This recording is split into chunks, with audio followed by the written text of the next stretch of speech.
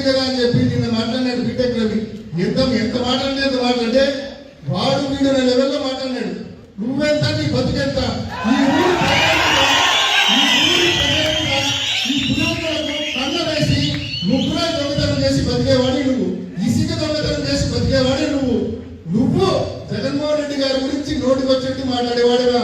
నోరు జాగ్రత్తగా పెట్టుకో, మర్యాదగా మాట్లాడు. నీ బతుకు గురించి మాట్లాడడం మొదలు పెడితే మేము అధికారంలో ఉన్నప్పుడు నువ్వు ఎమ్మెల్సీగా ఉన్నావు. అప్పటికే నువ్వు ఎమ్మెల్సీగా ఉండి ఢిల్లీకి వచ్చినావు, విజయసాయి రెడ్డి గారి ఇంటికి వచ్చినావు.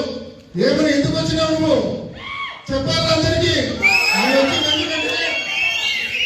వచ్చింది ఎందుకంటే ఆయన ఎమ్మెల్సీ పదవిని నేను అమ్ముకోవడానికి సిద్ధంగా ఉందా, నాకు 12 కోట్ల రూపాయలు ఎవరైనా ఇవ్వండి, నేను ఎమ్మెల్సీ పదవిని అమ్ముకుంటానని చెప్పి ఢిల్లీకి వచ్చినాడు. జగన్మోహన్ రెడ్డి గారు అట్లాంటి పనులైంది వాళ్ళంతా మనం తీసుకోమని చెప్పి జగన్మోహన్ రెడ్డి గారు తిరస్కరించినారు. అతను 12 కోట్లు పెట్టి ఎమ్మెల్సీ పదవిని రిజైన్ చేస్తా, మీరు ఆమోదించుకొని మీరు కావాల్సిన వాళ్ళకి ఇచ్చుకోండి, నేను అమ్మేసుకుంటాను ఆ పదవి. అదేవిధంగా ఆ తర్వాత మీరు జాయిన్ చేసుకుంటే వైసీపీలో చేరుతా, మీరు జాయిన్ చేసుకోకపోతే నేను రమేష్ని పట్టుకొని నేను బీజేపీలోకి వెళ్ళిపోతా అని ఆయన చెప్పిన మాటలు సాయిరెడ్డి గారితో చెప్పినాడు. జగన్మోహన్ రెడ్డి గారు నో చెప్పినాడు. ఇదేనా బతుకు? పదవిని అమ్ముకునే దౌర్భాగ్యమైన బతికేయండి. ఈ రోజు నువ్వు అతను వచ్చి మళ్ళీ పెద్ద మాటలు మాట్లాడతానన్నాడు. నీచమైన బతుకునేది. నువ్వు కన్నా మళ్ళా నీ పార్టీ నమ్మి నీకు ఏదైనా కట్టబెట్టా కూడా మళ్ళీ వైసీపీ అధికారంలోకి వచ్చినాక నీ బతికిదే, మళ్ళీ పదవి అమ్ముకుంటా అని చెప్తావు. ఈరోజు ఎమ్మెల్సీలతో సుమారుగా 20 మందితో రాజీనామాలు చేయించారు మన పార్టీకి సంబంధించిన ఎమ్మెల్సీ. కానీ ఆయన చైర్మన్ మంచోడు అయ్యి వాళ్ళ రాజీనామాలు యాక్సెప్ట్ చేయలేదు. వీళ్ళందరూ కూడా 5 కోట్లు 7 కోట్లు పెట్టి పదవులు కొనుక్కున్నారు. 20 మందితో రాజీనామాలు చేయించినారు. మండలి చైర్మన్ అక్కడ రాజీనామాలు ఆమోదించడం లేదు కాబట్టి వీళ్ళందరికీ పదవులు రాదు. అంటే పదవి అమ్ముకునే పరిస్థితి నుంచి ఈ రోజు కోర్టు పెట్టి పదవి కొనుక్కునే పరిస్థితి వరకు నువ్వు వచ్చినావంటే పులివెందలకు ఏ స్థాయిలో కన్న వేసినావో నువ్వు ప్రతి ఒక్కరు కూడా అర్థం చేసుకోవాల్సి వస్తుంది. చక్రాపేట మండలం ఇక్కడ ఉన్నారు, మీకు తెలుసు రోజు ఎన్ని ట్రిప్పులు 100 ట్రిప్పులు కనీసం చక్రాపేట నుంచి బెంగళూరు పోతాను. మీ కల్లారా మీరు 10 రోజులు చూస్తారు. సో ఎవరు చూడలేదని వీళ్ళు అనుకోకు. వేముల మండలం వాళ్ళు ఉన్నారు. ఏ లెవెల్లో ముగ్గురు ఈ వేముల మండలాల నుంచి ఏ రకంగా ప్రతిరోజు రాత్రిపూట ఆ టిఫిన్స్ వెరైటీస్ లో నియమితుల మైన్స్ లో రాత్రిపూట దిగి ఏ రకంగా దోపిడీ చేస్తుంటారో వేముల మండలం వాళ్ళంతా కూడా గమనిస్తూ ఉంటారు. సో ఎవరు చూడలేదని మీరు అనుకోవద్దు. ఆయన మాట్లాడాడు, పెద్ద విశ్లేషకుడైనా ఆయన ఏమంటాడు, మన ప్రభుత్వంలో ఎవరిని బాధ పెట్టడం కాదు భయపెట్టాం కాబట్టి మనకు వల్ల ఓటు వేయరంట. ఆయన నీ నీతి వాక్యాలు శృతి వాక్యాలు బాధ పెట్టడము భయపెట్టడము కాదు, నువ్వు ప్రజల సొమ్మును దోపిడీ చేసి పారేస్తావు. నీకు నీ ప్రభుత్వాన్ని వదిలిపెట్టే సమస్య ఉండదని చెప్పి నేను నా వానాన్ని నేను మాడిపోయిన మసాలా దోశ తింటా అంటే నువ్వు చెప్పడం ఏందిరా, వాళ్ళు నన్ను చెప్పడం ఏంది, నాకేందిరా ఇది, నాకేం సమాధానం మావాడట.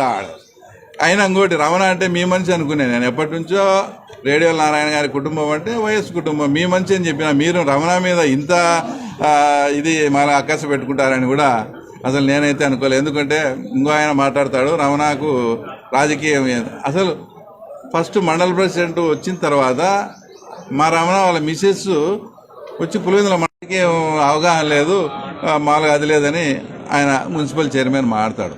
నాకు తెలిసి రాజశేఖర రెడ్డి గారు నేను అప్పుడు చిన్నప్పుడు రమణ మేము చదువుకునేటప్పుడు వాళ్ళ ఆఫీసులోకి వచ్చినప్పుడు రమణ వాళ్ళ ఆయన నారాయణ సార్ అని అంటున్నాడు.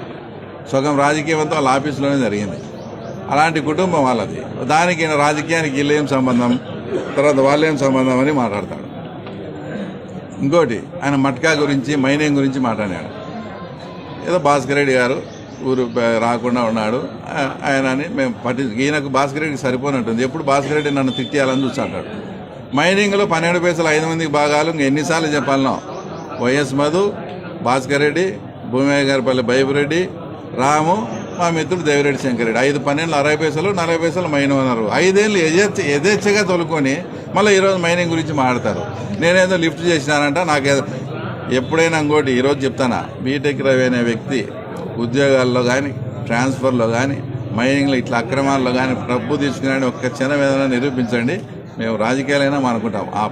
అది ఎప్పటికీ జరగదు. అసలు వాటి వైపు మేము తర్వాత వెళ్ళే సమస్య లేదు. తర్వాత ఇవన్నీ ఎందుకు, ఫైనల్గా మనం ఏం మాట్లాడినామో దానికి వాళ్ళు మాట్లాడాలి. అవినాష్ రెడ్డి గారికి రెండు క్వశ్చన్లు, ఏదన్నా ఒక సబ్జెక్ట్ ఎత్తితే అది మీకు కన్వీనియంట్గా లేకపోతే దాన్ని దాటవేస్తాడు. ఇంత మీరు ముఖ్యమంత్రిగా ఉండి ఆ ప్రాంత ప్రజలు ఇట్లా ఎర్రబల్ల చెరువుకు గ్రావిటీలో వస్తాయని చేస్తే మీరు ఆ చిన్న పని మీరు ఎందుకు చేయలేకపోయినారు? Say yes or no. Peddireddy Ramachandra Reddy బాధపడతాడని చేయలేదా? ఈ ప్రాంతంలో ప్రజలు బాగుపడితే మేము వద్దారు. ఒకటి స్ట్రైట్గా సమాధానం చెప్పాలా. రెండు, నువ్వు నిజంగా చిన్నకొండాడి మనవని అయితే మా అన్న వైఎస్ మధు, దేవిరెడ్డి శంకర్ రెడ్డి వాళ్ళు చాలా బీదవాళ్ళు, వాళ్ళకు ఏదో జీవనం గడుపుకునేదానికి ఇబ్బంది కాబట్టి ప్రభుత్వ భూములు కొన్ని ఆక్రమించుకొని వ్యవసాయం చేసుకుంటున్నారు అని అన్న నువ్వు ఒప్పుకో. సే ఎస్ఆర్ నో స్టేట్. వాళ్ళ భూములు అసలు రెవెన్యూ చట్టం ప్రకారము 2 ఎకరాలు కూడా ఒక కుటుంబానికి ఇవ్వకూడదే. అట్లాంటిది ఒక మనిషికి 5 ఎకరాలు చొప్పున, ఆడ 200, ఈయన 53 ఎకరాలు. ఇది కబ్జా చేసి వాళ్ళ పేర్లతో ఎక్కించింది. నువ్వేం మళ్ళీ ఏమన్నంటే మేము మమ్మల్ని అదన్నాడు ఇదన్నాడు అంటావు. నువ్వు ఒక ఎంపీగా ఉండవు, వాళ్ళు ఎట్లా ఎక్కించుకుంటారు? అది ఎస్ఆర్ నో చెప్పు. నువ్వు వాళ్ళ భూములు వాళ్ళ పేర్లతో ఎక్కించుకుంటా అంటే అది పద్ధతేనా, మంచి పద్ధతే కాదా? ఈ రెండు వాటికి నువ్వు సమాధానం చెప్పు చాలు. కాబట్టి ఏదైనా ఎక్కడైనా జరిగినప్పుడు వాటిని ఇది చూసి మాట్లాడుతున్నాను కానీ ఏదంటే అది మాట్లాడితే ఇది కరెక్ట్ కాదు. నా ఈ 2 ప్రశ్నలకు నువ్వు సమాధానం చెప్పు. నేను ప్రెస్ మీట్ కూడా చెప్పను మీ గురించి. రైట్. కుమారకాల దగ్గర ఒక చోట ఫిక్స్ చేస్తే దాని ఇంకా తోలినారంటే ఏం చేయాలి? బాగా మీ మాదిరి ఒట్టుకు జిల్లా మీరు అమ్ముకున్నారు కదా. అంతకుముందు కడప జిల్లా 12 కోట్లు, చిత్తూరు 14 కోట్లు, ఏలంపాట పెట్టి అమ్మి ప్రతిరోజు 200 కోట్లు పోతాను జగన్ రెడ్డికి. అట్లా చేయలేదని ఏమన్నా బాధ? గవర్నమెంట్ నిర్ధారించినారు ఒక చోట ఇక్కడ ఇసుక నిల్వలు ఎక్కువ ఉన్నాయి, ఇక్కడ ఇసుక తీసినా కూడా ఎన్విరాన్మెంటల్ ప్రాబ్లం లేదు, ఎన్విరాన్మెంటల్ క్లియరెన్స్ ఉంది. ఆడ ప్రభుత్వం నిబంధనల మేరకు చేస్తున్నారు.